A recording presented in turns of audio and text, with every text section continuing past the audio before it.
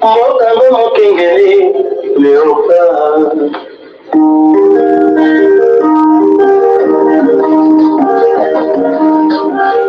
Mikolo tosekalaki na mokolo ya mboka kongo ekoki. Tokumani mizolelo tomoni bozoba nyonso tosali. Ya solo bandeko wana somi ekolo Congo oyo afongoli miso te mpona koyeba babétise to mpo bozoba oyo asalaki pendant badécennie oyo tomoni oyo toya kovivre nango e tozokontinue kovivre nango na kati na pasi biso moko nde tozali baauteur to baco-auteur ya malheur ya bapasi na biso me ya solo nakanisi ke vous avez de la chance. Vous avez une chance de Congo, il y a que découvrir la vérité oyo babombela kibino pendant des siècles.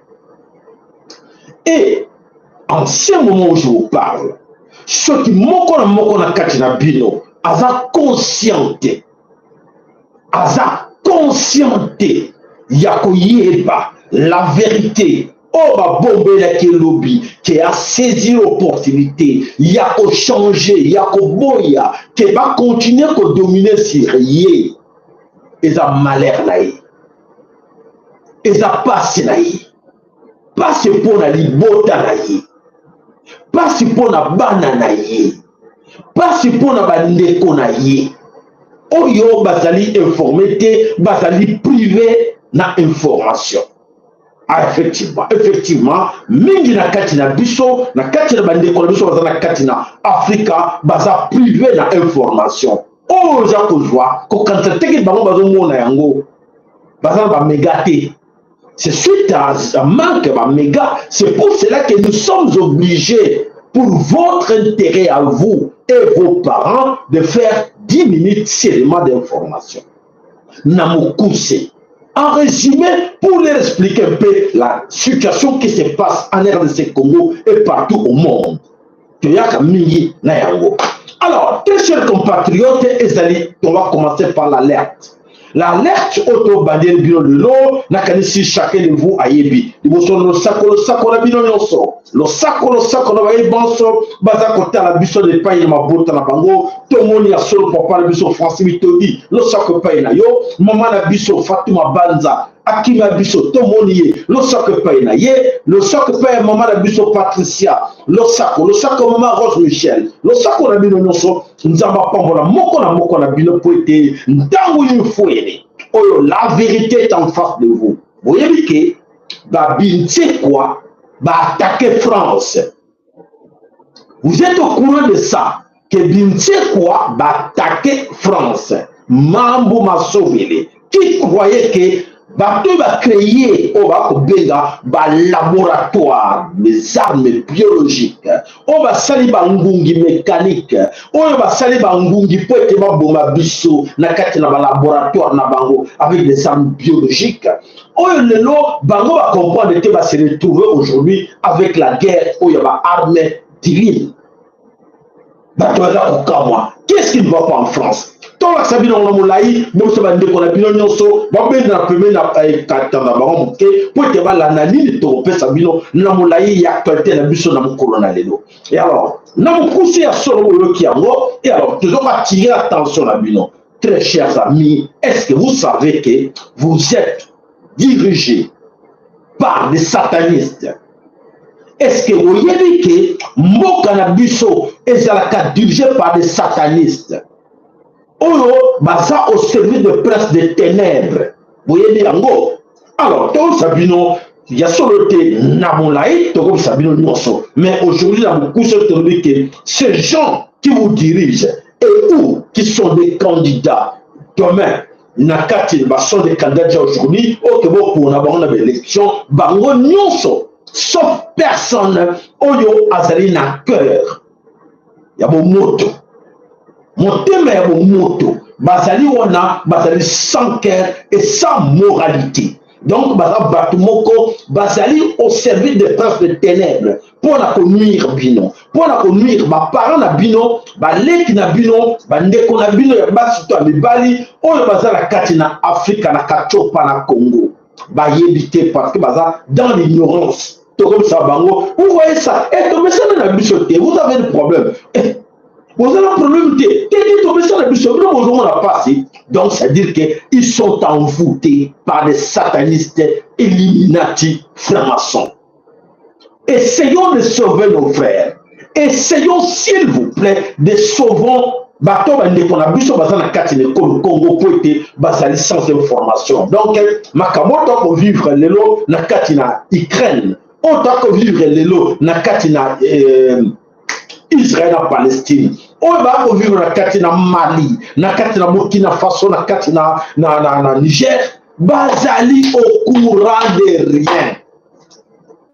Bazali au courant de rien. C'est comme si on vit dans le monde Moussoussou et bien sûr on vit dans le monde Moussoussou. Faut qu'il y ait un Ngana yo pour que vous formez Bangote. S'il vous plaît, informez vos frères pour que Bazali na plan Oyo, les grands complots pour que sacrifier Bango. Bango pour que les gens Bazali déjà oui. La plupart entre Bango Bazali oui parce qu'ils sont peu informés. Il y a un vrai problème au monde des accords Tambora. Bah éviter. Donc, ça va ignorant. Bah, qu'on couvre d'un moment à l'autre. Parce que, bah, ça, comme ça, c'est une arme biologique, c'est nul. Aïe, il a été arme biologique. Oh, bah, là, bah, ça, qu'on fait là. Et il a eu une arme biologique. Oh, le bah, américain, occidentaux, va créer le monde. Pour que, bah, Bomamukili, bah, tiens, bah, laboratoire, wana wapi, et ça, na kati na Rwanda, na kati na Uganda, na kati na Kenya, na kati na pays, non, surtout, autour, na kati na Congo, Zali, na Gabon, Zali, na Congo, Zali, bah, laboratoire. Bah, on va ça, bah, produit, pour l'agriculture. Bah, produit, wana, l'agriculture, bah, produit pour le ça va billet, et ça va malade, et ça dit, bah, laboratoire, arme biologique. Bon, nous sommes en danger. Pour que les Occidentaux diriger mon Kili pendant 8 siècles. On va y aller la religion. On va y aller la Sambela. On va y aller la catholique, musulmane, protestante, par religion, l'église non soboyo kakanakat de Congo, même timbangiste ou on va comme Nzambi. Bangonde baza ba boumé ba sataniste, ba linginde mokili ezala, ba bisoto zala te kaka bango bazala. Batonso ba retourna pour nani. Expliquer que bango baza batute sont des reptiliens. Batouan baza na quel tel kola yo. Pour na bango, il faut exécuter, exterminer les gens, surtout les Bantous. Nous les Bantous, tous allés viser dans ma cambo, dans plan wana satanique, diabolique. Problème de combat dans ce Congo, est-ce que vous voyez que bâton baza sans pitié, baza sans cœur, baza sans moralité? Alors, bon, c'est le bandit qu'on a vu que baza manipuler bango, pour que bango va continuer à dominer ce bango. Alors, il y a ça de déconner que il y a ça de déconner yo au Congo, ndeko mon frère, ma sœur, aux alliés responsables, il y a vie na yo, il y a bana na yo, na bandeko na yo. Donc, yo moko zoma kamu ya vie na yo au sérieux. Sur le genre au sérieux, te lobby, oko kufa lokola zoba. Voilà, chers camarades oyo na katina diaspora. Alors, essayez de partager le message à vos parents qui sont en Afrique, même ça va, ok, ils sont en danger parce que ces soi-disant dirigeants ou candidats au besoin de la politique ou religieux, bango nyonso baza au service ya Satan, baza au service Satan pour la bango ba intérêt de bango ce qui est important. Mais baza na un mot à dire. Ceux qui vont comprendre la bango, baza capable de se mettre debout pour chasser tout ce monde-là. Oh, Félix, oh, il faut candidat na bango nyonso wana, bango nyonso moto ya kolongola wana azate basali au service de ténèbres, n'était aussi bino bande ko na biso. Alors, bande ko po tcheto tchene bino drapeau wana ozo comme on affiche na biso ezalaki le 12 août 2020. Na kati ya limité na 10e rue limité na siège oyo ya ba combattant ya IDPS. Pourquoi nani ataki drapeau wana esika wana drapeau besoin komona wana na mopanza drapeau ya ba anglais et ça dit drapeau ya ba lesbienne ba gay oyo ba demi ba genre genre oyo bakoloba LGTBQ plus oyo lelo ebebisi makambo na kati na ekolo Congo baza kosakize mukwega ye na makambo oyo mpo aboma Congo nzoka te makambo wana ebanda depuis 2020. 2020, qui était au pouvoir? Qui dirigeait le Congo? To pesa bino badete yango nyonso boko kama photo wana tozili bino to expliquer bino yango nyonso bomoni oyo bakobenga na Congo ya Denise Nyankero ye azali nzoka te marraine ya sister ya ba LGBTQ plus na kati de Congo bandaki ki marraine depuis quand? Azalaki marraine pour tout le monde, pour une photo de soute wana photo wana ezali Félix Antoine Yemoko Chilombo, ou ezalaki parrain ya couple wana oyo ba soi-disant ba homosexuel, mais ba c'est camouflaki. Alors bon Denise Nyankero azala kati na teni robe lati robe ya ba lesbienne. Totuna Yemoko mamango azala lesbienne ou pas? La grande question est point d'interrogation. Comment azalaki marraine y a opération oyo, y a programme oyo, y a LGTBQ+. Voilà bandeko bana somme Congo. Alors bandeko ebele baza koyeba te ke makambo za ko s'organiser muke pote ba nianti ba longola biso na pouvoir na biso oyo bancêtre na biso oyo bankoko na biso e ba pesa kanda na nzambe ke voilà mabele Congo et comme na kati ya maboko ya ba gay oyo ya système bamba yini biso wana e bongo pesa kanda na nzambe pote nzambe a détruire Congo. Njoka te basa ko kosa bango. Voilà c'est pour cela besoin ko mona au côté de la bango nam boké nyonso. Alors mes chers amis, il y a solo que chers compatriotes, vous êtes les seuls vrais responsables oyo ya votre destin. Ce qui vous ont eu la légèreté, l'avenir, la bino, et que vous allez regrettable pour la mission on vous a tout dit, et aujourd'hui, vous voyez la bino. Alors, mes chers amis, il faut que chacun de vous atteigne. Alors, hier,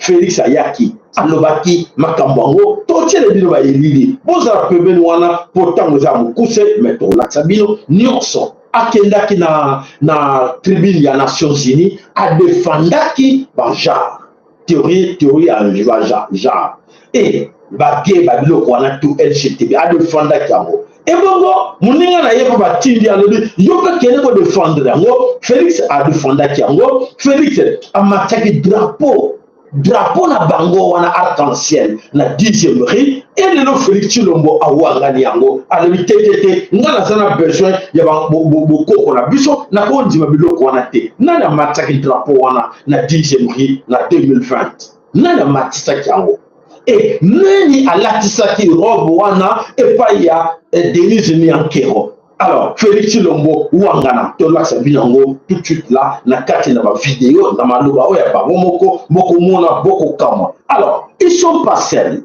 Tous ces gens que vous voyez là, les leaders politiques, les leaders religieux, sont tous là-dedans, sauf personne. Bango tout ba kotsa bango na kati. Vos pasteurs que vous priez là sont tous des gays. Vos pasteurs. Oh, vous ensemble l'église épilée, vos pasteurs baza gay na kati na système wana. Baza na kati moko tako sabino ke aza na kati te alors lelo bakomo ko wanga te biso to la kité alors biloko ba mso aza koyeba te pourquoi ezali accélérer na Afrique pour na nini minele ba sale tout ke ba komisango makasi na mboka na biso ezali nini ko expliquer bino ko pesa kanda na nzambe pour que pesa encore plus kanda na nzambe pour ma bele oya ekolo Congo oya tiela kamotema oya zali wana et pesa encore kanda ke tala bana na ngai bino bokoti na makambo. Alors mes chers amis, il est temps, et ça ne déconne pas, comme moi, c'est ce que non, l'air est très grave. Il est temps que chacun des nous soit conscient. Il y a des bateaux, nous sommes comme Mona, basali au service de travail pour les parrains. Tous bateaux travailler pour les parrains na bango, oya occidentaux, oyo bateaux tinda bango basala musala wana, bakosa binoteke, tete yaza kunate, za va gérer les mots, on va utiliser les bango nyonso, bazana kati na nsubu wana. Alors, en résumé, qu'est-ce que nous devons faire? Alors, mes chers amis, ne pensez pas que l'heure tikiwana, ok, c'est comme si quelqu'un, komona mbule bani konoka amibwaki na kati na ebale. Le plus important pona bolingo na nzambe, pona bolingo ba divinité na biso, pona koluka valeur na biso ya biso ki moto na biso bandeko ba responsable wana nyonso ba tieli bino bo ndima bango te to boya kaka. Bref, ba élection nyonso to boya to benga na bango. Organisons-nous pour chasser tout ce monde, sauf personne. Je dis bien, sauf personne. Bango nyonso, oyo baza ba candidat na kati wana, baza bango tout na kati na complot wana. Toko sabi dans l'image, beaucoup mona bo baza ko défendre bango, beaucoup mona que non mais c'est quoi cette histoire? Beaucoup mona to pandi bango, to bukele bino ba élément, nyonso to pesa bino en détail tout cela, na kanisi beaucoup mona yango, to bloquer, to sali recherche, to yeba et loko nini oyo elekaki na kati na ekolo Congo kobana 2020, là les articles sont là. Ouais koloba wangana, ako wangana te ezali sur internet, boko kota na internet, boko mona yango ezalaki na kati na limité na 2020, na kati na base ya IDPS, oyo batiaki drapeau ya ba GSE, oyo drapeau arc-en-ciel ezalaki wana. Alors mutu moko akowonga nango azate ba preuve yango wana bomoni yango très bien.